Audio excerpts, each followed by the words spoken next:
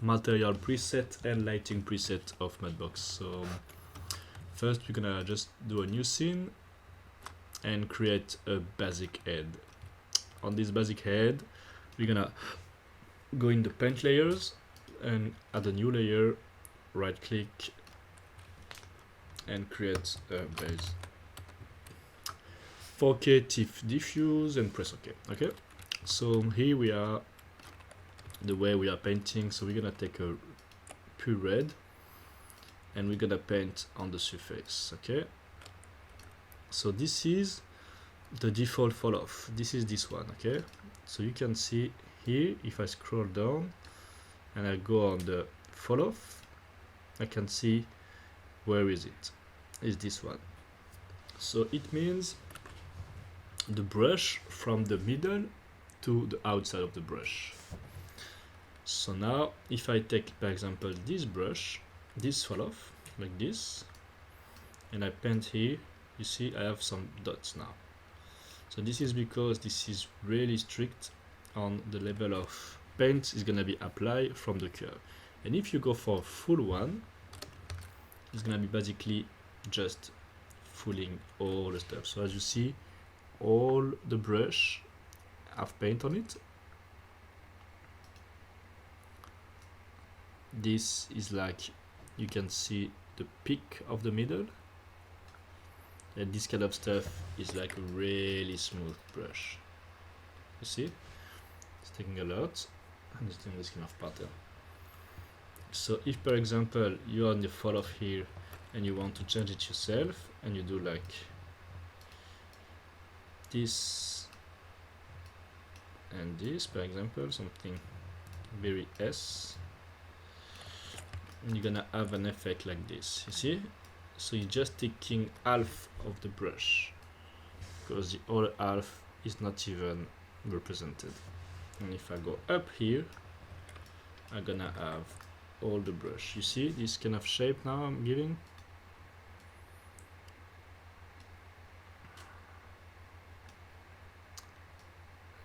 Is creating this kind of halo effect. So this is the fall off. The basic one is good, is what we use mostly, but sometimes you want to do something more pointy, something more smooth, or something full. Okay, so keep this in mind. This is the way to do fall off, and this is useful when you do the paintbrush. Now let's move to the material preset. Let's delete this, create a new layer, call it base, and we go here on the material preset. So when we go in the object list, we have a default material here. We have the mesh and we have the camera, you know, like the outliner in Maya. So cameras, light, object, material. Here, this material is the default one. If we want, we can change, for example, the gloss. You see there is some gloss now. The opacity, see now it's more opaque, this kind of stuff. But if we want, we can, so when we select here on the outliner, it turns yellow, so it means it is in selected.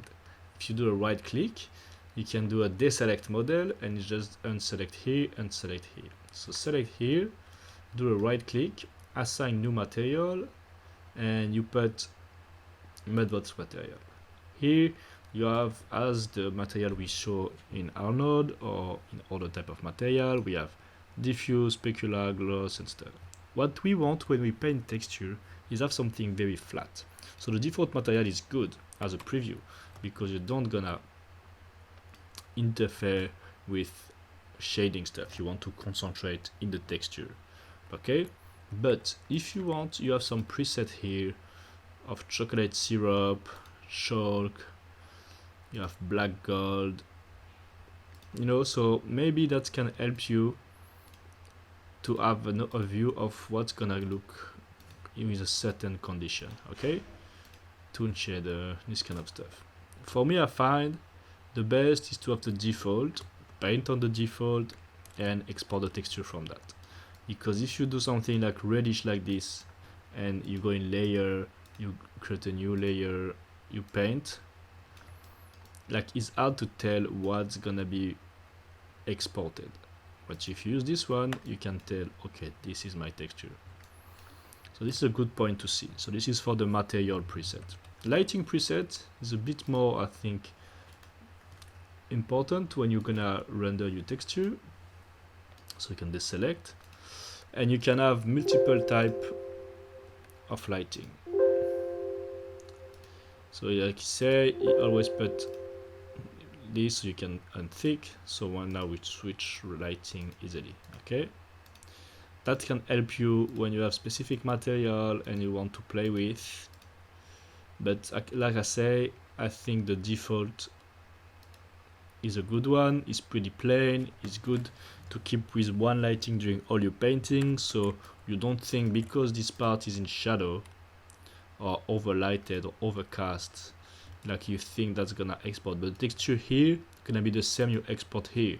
So be mindful of this, okay? You need to be sure you have a good amount of light to see what you're doing, and at the same time you don't want to think, oh, what's gonna happen in the reflection and stuff like this. But if you paint something like, let's do a glossy layer. So we're gonna remove this, and we have the gloss layer here, and we want to paint. So let's repeat the fall off like this. Like we want to paint B for reducing here. So here we don't see much, but if we change the lighting, we can tell it's way glossier than the other part. See? So it's because we paint the gloss of our material. So it's gonna add another type of effect based on what we do. See, it's glossy on the nose. So when we change the lighting, we have a red glossy nose now. So this is the kind of stuff you want to know about the material, the different type of channel. But like I say, you want to play with the diffuse and after add this on the good shaders on Maya. Okay, so I'm just gonna do a base here and press OK. So let's go on the default lighting. That's it. So let's say we have this. Let's open Maya for a second, just to now bridge the two softwares. Okay, so we have this open. We are pretty happy. We want to do like maybe let's do some painting.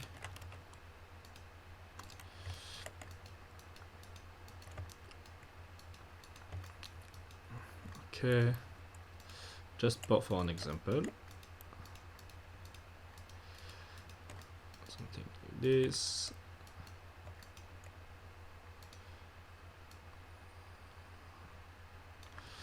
Okay, so this is our painting. We want to first export the selection. So on the object here, we do export selection, and we can export the head as a OBJ. So first we want to go in some, oops, in some in a good folder you want to save. So we put head, base, and it's gonna be a .obj. Okay, take the path, we save. So now when we are into Maya, we do new, and we're gonna do import and take where we put the head base. Okay, so now we have the head base in Maya. You see, what we want to do is we want to put on this the texture we painted here, right?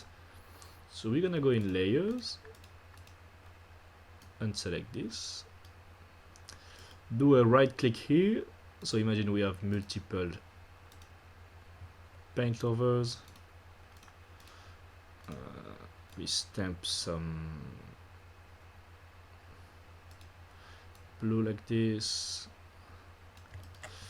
Okay, so we have two layers and we want to export all this. So we do a right click, export channel merge. So the channel is this diffuse, The layer is just this, but we want the whole pack. So we want to export channel merged, same location, and we put head 3D and we put like PNG just for the purpose of trying. Okay, it's gonna load a bit, saving texture, and that's done. So here we are. We have our shader and we want to do right click, so we can put this with the Lambert. Okay, very basic one. And in the color, put here a file, so you go on the white and black dot here, go in the file, select your file, select the base diffuse here, and now if you press 6 you can see we have the texture apply from Mudbox to Maya. So what I did, I import the geometry, file import, I exported the geometry this way doing the export selection, selecting my geometry here. So here we are, and we import the color in the diffuse based on this head. Okay, so let's do it again. We have two fresh scenes, so just for you to understand. I'm in Maya this time. I have a geometry, I have this cube, I start doing some modeling.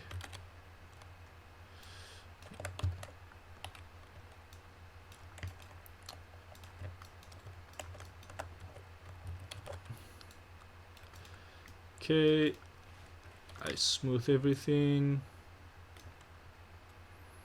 2 times. I have this stuff like this.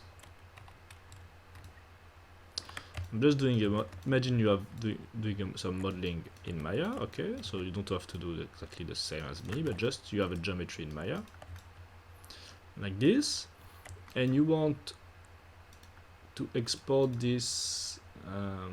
So let's say you want to see the UV, so you go in UV, so you go in modeling, UV editor, and you can see the UV of your mesh, right? Like this. So we're gonna talk about UV later on, but you're gonna have to like cut the UVs to have something a bit more clean for what you're gonna do. Okay, so we are here, we're just gonna do automatic for now because we don't really care about the UV, it's just for the purpose of the test. So we're here, and after we have this, so we get unique UV automatic, we are here and we do export like this, export selection, we export in the test folder here as a obj, we can say it's the test geo, and now we have exported this. We are here, we do file, so we are in Mudbox now, file import, and we import the test geo. Now we have the test geo here. We're gonna put some layers, base, paint on it,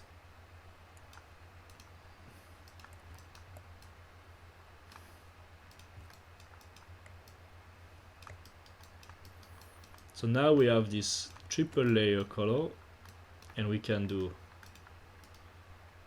right click, export channel merged, and here we can do the test diffuse. So it's exporting. Alright, we back to our geo, we are in our Lambert here, so we assign a Lambert. Here we go in the file and we select the test diffuse. Press 7, 6, and you have now the texture apply on your geometry.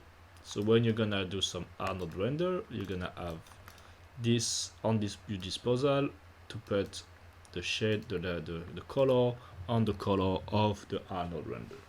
So this is the way to bridge from Maya to Mudbox. So you can paint on your objects very quickly and export the textures so you have the details. You can stencil some detailed stuff if you want to have some grass, you know, if you want to project some proper photorealistic texture. You go here, you press this, you add a stencil, you add, let's say, I'm gonna go in the pictures here, let's put the